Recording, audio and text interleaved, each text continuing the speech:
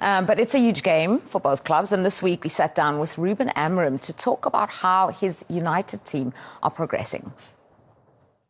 Ruben, first of all, how do you think it's going? It's another miserable 45 minutes for Manchester United as Tottenham beat Manchester United home and away in the league for the first time in over 35 years. It is a horrible, horrible start for Manchester United. In terms of results, it's bad, but the good things is that we are learning a lot. We are changing a lot of things that you cannot see it, but here in Carrington, the way we want to do things, I'm understanding the players and doing in my head what is the future of the squad, and that can be really important next year. But the present is really hard in the moment because the results and the performance are not there. How much of an example do you think Arsenal are to Manchester United of the journey that they've been on and the one that you're on at the moment? First of all, different clubs, different expectation, but similar moments. And of course, you have to believe it when you are in the dark. In this moment, you have to believe it. I know that people are talking. It's normal with the results and the performance. They talk about they make the math even to sack the coach. I'm not worried about that. Does it hurt you though, Ruben, this early? No, because I think it's fair. When it's fair, and I don't take the critics personally. And when you don't have the performance and the results to back you up, you have to handle the critics. The most important thing is to believe on what you're doing, and I believe. So I will do the same things, and I think I deal quite well with the critics. In connection with your answer, I think I have to focus not just what Arsenal did, but mostly the confidence that Arteta always showed. Yeah. And it was always tough, and I know that I'm living that, and that is really hard for maybe 2 years, and that is really hard, and I think I can do the same. Yeah, that was just a sigh. Probably said more than he ever could have said he had used 1,000 words, Darren. Do you know, it's interesting with Amorim. I remember when he arrived and I was on this show and I said to you how I was really excited about his arrival. I thought he's got charisma, he's got capability. We saw what he did with Sporting, and we thought this guy's going to absolutely transform Old Trafford. How wrong we were. He's been brilliant off the pitch, charismatic, engaging, but on the pitch they've been awful. 3 clean sheets in the last 24. No win against a top 8 side at home this season. 39 goals conceded. They are all over the place. And the reason for that, and I deferred to Tim, but you know, he's sticking with one system. Now, if you're that good a manager, you have to be a pragmatist. You wait until you get your players and you go to a system that got Ruud van Nistelrooy 3 wins out of 4 before you arrived. I think what he's doing now is leaving Manchester United in a position where they are one of the easiest teams in the Premier League to beat. Now, I'll say this very quickly. I'm in the newspapers. I help to run a newspaper. I will never, ever come on the show and say that people should not speak. I am in the information business. You know me. I used to be at your press conferences. I'm loving the fact that he is as open as he is, but it is proving to be his undoing. Is he one of the best in front of the camera you've ever seen? Absolutely. Under the pressure of managing a huge club like Manchester United and having such a bad time, I think he's incredible. Yeah. And the worry is, he's such a good talker. Is that I worry when they interviewed the guy, is he such a good talker that he baffled them into giving him the job? I know what he done at Sporting was good. It was good, but it's a completely different level to the Premier League. So sometimes when they're interviewing, they're so good in the interview process that the job is just given to him because he talks so well. For me, he talks brilliantly. I agree. I think he's got charisma. I still think he's got charisma. But eventually, in the end of the day, you need to win football matches and you need to win them at Manchester United. You need 100%. To win them quick. He disarms anyone who asks him a question because sometimes you get tiptoed. I've been a manager and you come to interview me, Darren, and you ask me a couple of easy ones to hit me with a hard one. straight away, he just tells the reporter how bad the team is, how bad the club is. He just disarms them. They don't have to tiptoe around him. There's nothing more degrading they can ask him than what he's already telling them himself. So he's very clever with it. But ultimately, forget the system and everything. He needs to win football matches. No matter how he's going to win them, there's this notion where he believes that the notion is that if he changes his system, it's against every principle. It's not. Let's look at Arne Slot at the moment. One of the best manager in the Premier League at the moment. It has to be. He changes from game to game. He changes. Now Ruben Amorim don't want to do it. It's his prerogative not to do it. But if you're not winning a football match, unfortunately, you're going to go and get another job very, very soon if you don't start winning. So what does that do for you? Do you have more respect for him because he's sticking to his system, he's sticking to his principles, or? I think he's wrong. Okay. I think he's wrong. It's up to him, though. Like I say, he's the man in the job. It's his head on the block. He's the one who's going to get relieved of his duties. But for me, I think you need to adapt. You need to adapt to what you have in the building and make them better. You mentioned Liverpool. Right? Liverpool looked at Amorim before they went for Slot. Imagine if he had done what he's doing in Manchester United with Liverpool, where he's trying to fit square pegs into round holes because it worked for him at his previous club. Slot has gone in and he's had the humility to say, these are outstanding footballers who've done superbly well under the former manager. I am going to play to their strengths. I look at what Amorim has done with the Manchester United players and they look as though they're bereft of confidence. And the problem with Amorim now is that other teams will look at them and see that they are there for the taking because they can't score goals. They rely so heavily on Bruno Fernandes. Ahmad, who dug them out of holes against Southampton and a couple of teams, he's now out for the rest of the season. So you think to yourself, well, what is the positive from this side? There isn't one. I think he's getting he's getting it easy at the moment. I know he's getting some criticism, but I think he's getting it a little bit easy because he is a good talker. And where I've given him some leeway just to say, do you know what? The players, he's inherited these players and they can't play his way. I don't buy into that. You have to, even if you want to play free at the back, you have to find a way with the personnel you have in the squad to do better than what you're doing at the moment. There's absolutely no identity because when does he start taking responsibility for the result? It's not like the government. The government moves in now and they blame the old regime. You can't keep blaming the old regime. Sooner or later, you have to start turning it around yourself. It's different. If you're in a pyramid system, what we have here in the UK, when you're in League 2 and League 1, players can only play one way. When you're a 50, 70, 100 million pound player, you can adapt to play different ways, but it's up to the skill of the manager to organise you and get some patterns going forward. I don't see any patterns. I really don't. In Portugal, you can learn on the job playing games. In the Premier League, you don't allow us to do that because the competitive nature of the league is so great.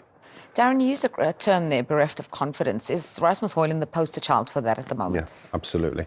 Yeah, you can see that there's a lot of effort there, but it's not going his way. He's missing chance after chance. Very often, he's missing easy chances. And as Tim will tell you, you've got to put an arm around a shoulder and maybe keep playing players like that. But I think the price tag, £72 million, the lack of return for that investment, I've said many times, I think that he should have been at a Tottenham and Aston Villa, a mid-ranking side before you get to a Manchester United. We started the show looking at some of the warriors that played for Manchester United and Arsenal back in the day. Back in those days, he probably would have got in their reserves, maybe their development squad, but he would not have got anywhere near the Manchester United sides, plural, that we saw at the start of the show. But the decline of Manchester United is such that they are spending huge amounts of money on players who have done nothing in the game, and then everyone's expressing surprise that they can't perform. Not only doing nothing in the game, no one else wanted him. You talked about Villa and Tottenham there. They didn't want him. No, and they certainly wouldn't have paid £72 million. 72 million. You expect 72 million, which is overpaid for a young player. There will be other clubs in the fight for him. That's why you have to play over the odds. At the moment, it's not. I don't see it. I don't see it with him. I know he tries, he runs around, but it's Man United. Come on, I could try and run around. Don't mean I'm a Man United player. I don't see it. I just don't think he's the future. Yeah, right. Just looking at that reminded me of the epic battles we've seen between Manchester United and Arsenal in the past. What are some of your best moments, if not games? Oh, my best moment was the Keane Vieira in the tunnel. It's incredible. You know why, Jules? You'll never see that ever again. You know, it's 20 years ago. It was 2005 when that happened. But that sort of intensity and hate and desire for your team. Look, Graham Poll, the referee there, he's trying to intervene. I mean, he's gone. Look at Keane's eyes. I mean, I've been up against these two guys, you know, around this sort of time. I've had the battles with them, and I know how intense it could be. And he's saying to him, just no more in here. Let's take it out there. It's interesting. And normally you get a player saying, I'll see you in there. Oh, yes. But Keane's saying, I'll see you out there, and we'll sort it out. Incredible, iconic moment for the Premier League. It's interesting because the referee can't actually do anything about what they're saying at all, really. There is nothing to say that either player should be censured for actually saying to each other, let's have it, you know. And I think Graham Poll knew that. He couldn't contain those two players. This is your moment. Over Mars, March 1998. Skill personified, and a classy player, a classy performance, a classy team put together by Arsene Wenger. And obviously they went on to win the title that season. Tim is right. We will never see this vintage of Arsenal, Man United, nowhere near that vintage. Is that because of the fact they're not challenging each other for titles anymore? Yeah, absolutely. I think that's what it's all about. But even when we were challenging for titles with Man United, it was almost Arsenal come and took over. They were the team. And when I was in Blackburn still, when that game was at Old Trafford, I was hoping that our games didn't coincide with theirs so I could go to that football match. Now, for a player of another team to want to go and watch that rivalry is something. And that's exactly where I was. I mean, there's so many goals there, what I've seen. And I saw them live because I wanted to be at that football match and that game. And we're a million miles away from that now. And it's not any fault of Arsenal. It's just, unfortunately, Man United are on the decline. Yeah, they've given us so many memorable moments, these two. And it is a huge game at Old Trafford as Arsenal go to Manchester United in what will be Mikel Arteta's 200th game in charge of the club. The Arsenal boss has been discussing Sunday's opponents. Ruben, good catch that. With team news, any chance Harry or Manuel can make Sunday, do you think, for Arsenal? I don't know. We need to survive Sunday. The team was so tired in the last 20 minutes, and we have to prepare Sunday and then think about this important game for our season on Thursday. But in this moment, I don't know. You mentioned Rasmus, for example. Cheeto, of course, couldn't play in this game. Is he someone you could think about potentially starting on Sunday against Arsenal? Everybody can start. If they are training tomorrow, if they play today, they can be ready. And Shido is on the list, so he can play. And just last one from me. You mentioned the team being a bit anxious to score goals. What can you do in the time when you're training to kind of ease that anxiousness? What can you do on and off the pitch to solve that? You just have to sell them the idea, these movements that we did sometimes today. We have to work on and to show the image. But in the end, they have to score. If they score one, it's going to be so much easier. So they need to score. He needs to score the first one. Simon. Hi, Ruben. Are you expecting to have anyone back available for this match? I don't know. I don't think so. So we'll see. Have you ever had to deal with such issues in your career? I mean, you've obviously had to play a second half against Ipswich with 10 men, went 120 minutes, you've had to come here. Have you ever had to experience anything like this? Guys, I'll be ready for everything after this season, so it's a good thing. I'm not sure if you're aware, Ruben, there's quite a big protest planned around the game on Sunday. Obviously, you've had to deal with quite a lot of turmoil already at the club. Does the things that are happening outside the club, like a protest before a big game against Arsenal, does it make your job more difficult, do you think? No, I think it's for everybody in our club is a really tough moment. It's everything at the same time. The only thing I can do and our players can do is perform well and win. People have the right to protest. I think it's a good thing to do that. It's part of our club. Everybody has a voice. But our job, in my job, is just to improve the team, give them something in this moment because they deserve it and they are amazing. So we will see on Sunday, on Thursday. James. Ruben, you said obviously we have to survive on Sunday. Arsenal have 2 more days rest, obviously coming off a huge win. Is this like the worst sort of fixture you could have at this moment in time? And is it just about getting through it? Yeah, any fixture in Premier League, every game is really important. In our moment, we need to win. It's always a problem when we don't win. So we have to focus on everything at the same time. I think the biggest problem is not to have all the players, because in the beginning people talk about our rotation, especially in Europe. We were changing all the time. Is because of this, because it's really hard. And Europa League is so much harder, in my opinion, than Champions League. Not the games, but the recovery to play Premier League on the weekend. So we have to deal with that. And the problem is because you've got such a big game on Thursday, there's that, you don't want to drain all the players. Yeah. One thing at a time. We'll think about Sunday and then we will see. Chris. Sorry, Ruben. I think we asked you about 2 weeks ago about Mason Mount and Luke Shaw. Do you think we'll see them again this season? And are there any other players apart from Lissandro and Ahmad who you think we won't see again this season? No. I think it's just Ahmad, and even Ahmad we'll see in the end of the last month. It could be. I don't want to say nothing but I have the hope to have Ahmad before. We'll see. Lisandro is out. Kobe can return. Kobe and the rest is why we have to be careful. Manu will return. I think Luke Shaw and Mason Mount can return also. We'll see. So if you reach the final, hopefully Ahmad possibly will go about. Let's talk about Sunday. We'll see. But they definitely are going to return, especially Mason Mount. Dave. Hi, Ruben. Is there any way at all you can rotate and freshen up for Sunday? Because obviously Thursday is such a huge game; it takes priority over Sunday. Yeah, but when you are in this kind of club, you cannot think like that with a small squad in this moment. So we are trying to see all the players that are fresh and are not in danger to get an injury. Even that, we have to risk a little bit, but we have to be competitive on Sunday. Last question. Ruben Amorim has insisted that he will not have the time that Mikel Arteta was given to turn his struggles around. Amorim's Man United side will host Arsenal in a crucial Premier League clash on Sunday as the Gunners look to maintain their title push.